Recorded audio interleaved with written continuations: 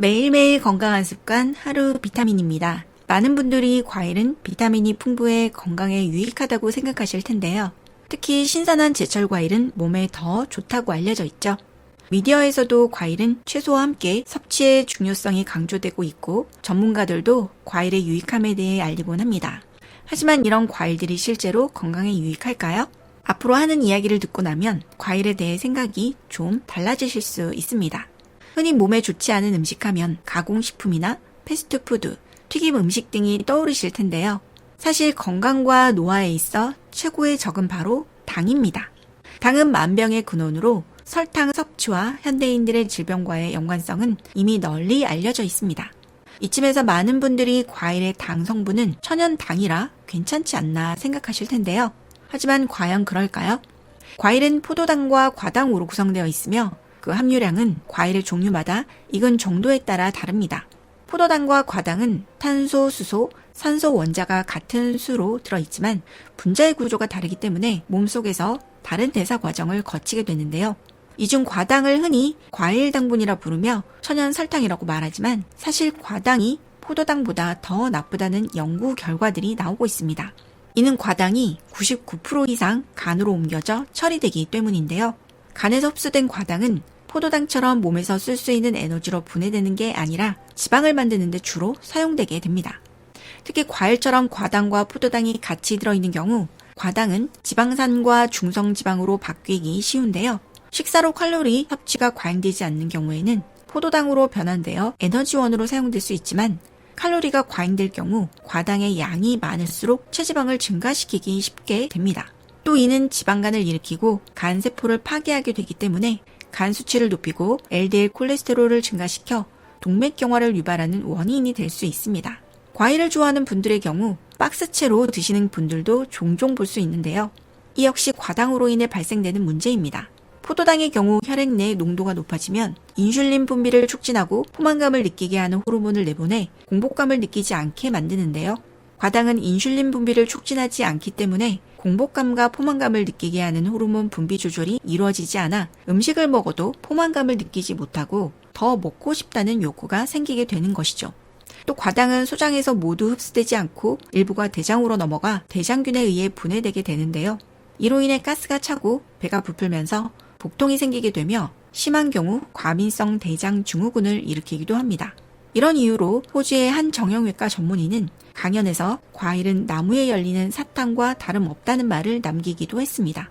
과일의 문제는 이뿐 아닙니다. 현대의 과일은 제철 과일이라는 말이 무색할 만큼 점점 날씨와 때를 가리지 않고 판매되고 있습니다. 즉 과일은 더 이상 자연적이지 않게 제조되고 있는 것이죠.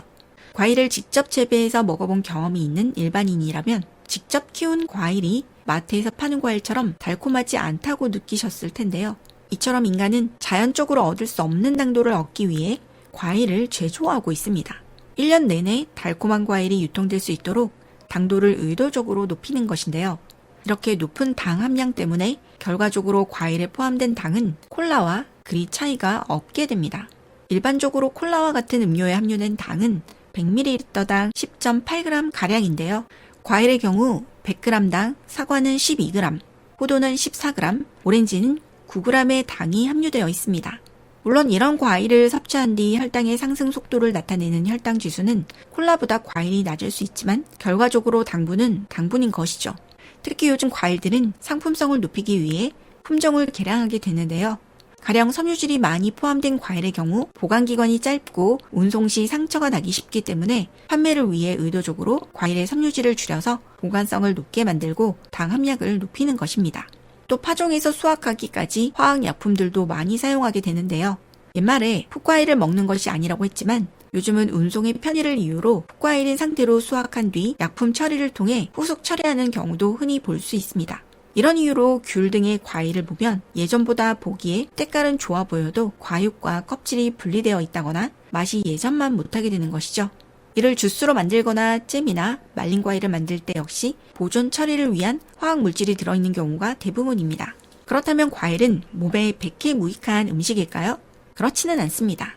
과일에는 항산화 물질이나 비타민, 무기질, 식물성 영양소 등 좋은 영양소도 많이 들어 있습니다.